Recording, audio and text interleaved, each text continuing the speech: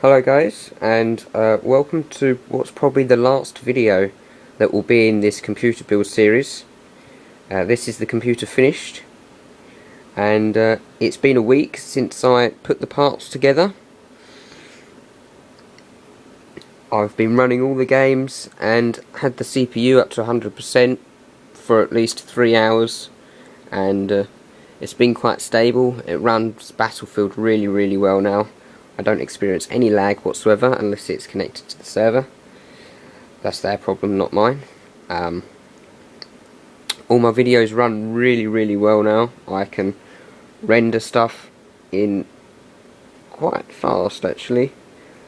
I've been rendering a hours HD video. It says it's going to take, I don't know, about 6 hours.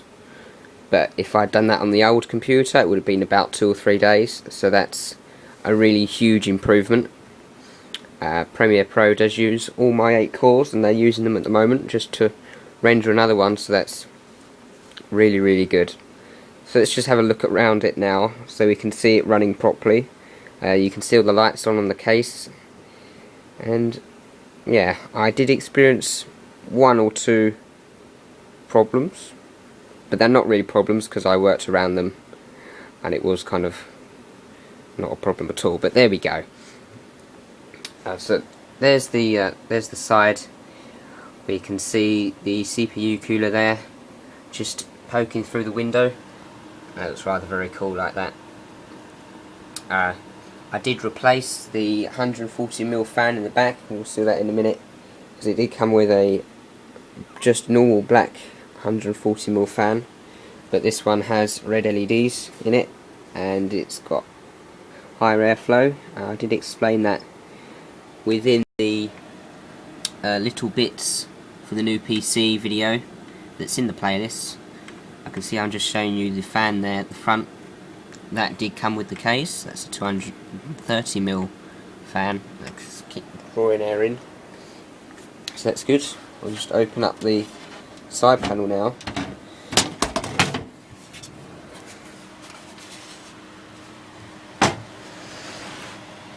So here we can see the CPU cooler. That's keeping all 8 cores at least 45 degrees, 100%, so that's really nice.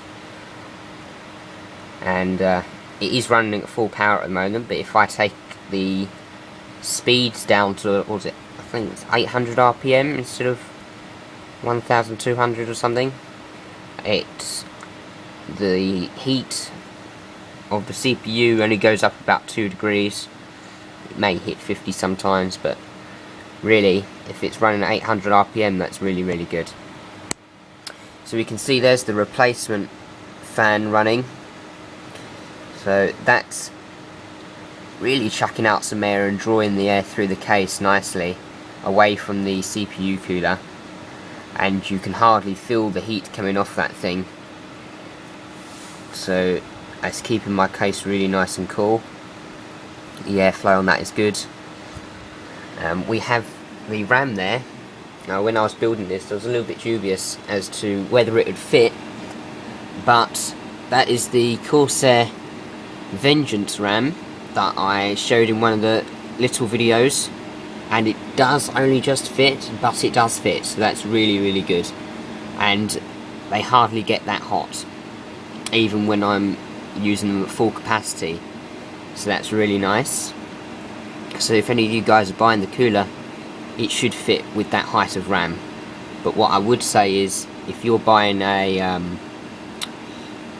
RAM cooler, ones with the fans on, or the ones that come with the kits, I would probably say it's not going to fit because of how big this CPU cooler is. So that's really nice. We have the 6970 there. It ends just about there behind the extra guard there.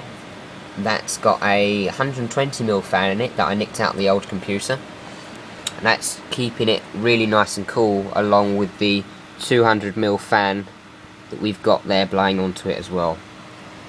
and the only heat that I can feel coming out of the case at the back is actually the heat from the graphics card when I'm playing Battlefield, and that is very minimal, so that's really nice. We do have an extra Ethernet card there, just because I like to be able to connect the old computer sometimes via the network as a dedicated 1 GB connection. But otherwise, my main port is actually the Ethernet port at the back. You can't see that. No, I don't know why I'm showing you, but I haven't experienced good speeds like that on an onboard Ethernet port before, so that's really nice. I don't experience any kind of network lag or slowness with that thing. We do have the overclock start and reset buttons there that light up. I haven't used them yet, and I haven't overclocked the system yet, and it runs really well without overclocking anything, so that's good, everything at stock. I may consider having to go at overclocking, but otherwise I'm not going to, just because it will shorten the life of this thing a little bit, and I don't particularly want to do that. What I did experience was quite good, is that it comes with the diagnostics LEDs. You can see there's the green one there, and there's a load of them up there that are all numbered, have writing on them, and there's a flashing one down there, which basically I was a little bit worried about when it was flashing, but I realised it was to do with the SATA cables. It's just when they're transferring a bit of data it flashes, so that's quite good. The hard drive bays, they are really useful.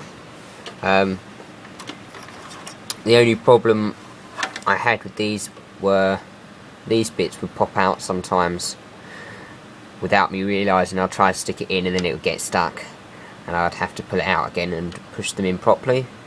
But otherwise, it's a really nice toolless design. A lot better than some of the others that I've experienced. And I do have the guard on there just so you can't see the cables, although you can't see the cables anyway because the window does kind of block it a little bit. And the PSU that I showed you guys in one of the video unboxings, that does not get hot whatsoever. There is loads of ground clearance. You can see there I've got the feet on, and this thing with the airflow there doesn't get hot whatsoever. I can stick my hand in it and I cannot feel anything.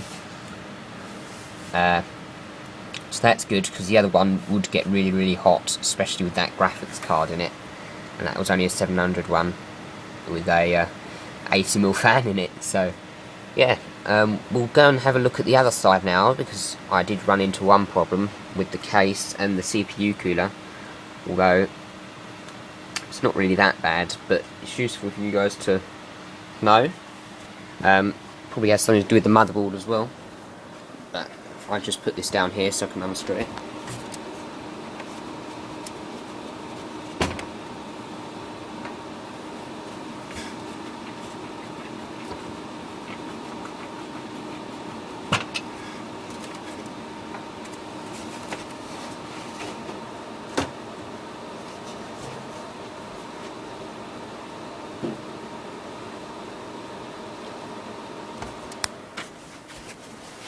Okay, so here we have the rear. I wasn't too worried about the cable management at the back.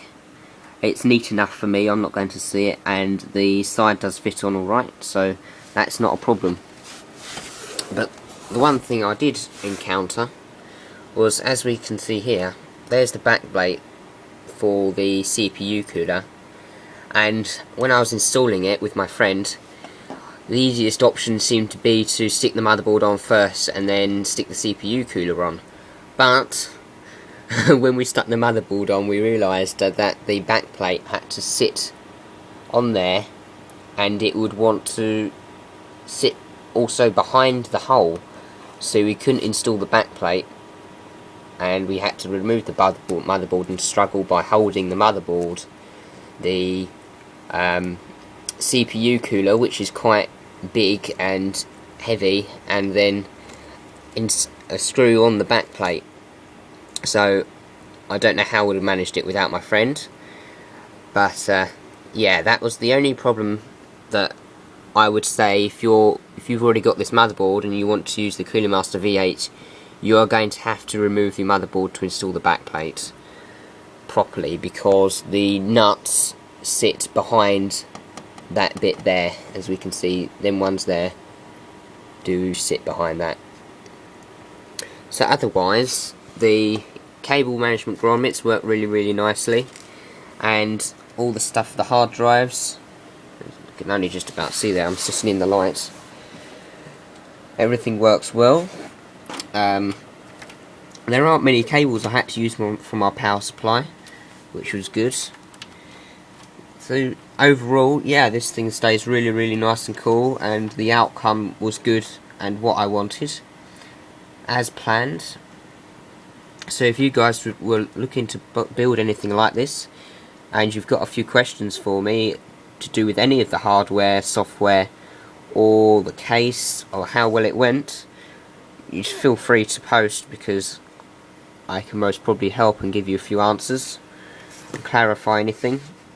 Yeah, I hope you enjoyed watching the series of videos that I stuck up of all the little pieces and the final video here. I'll probably post one of the old computer just so you can see what the old one was like and compare the size. So farewell from me for this video. Hope you guys enjoyed it, and I'll see you later.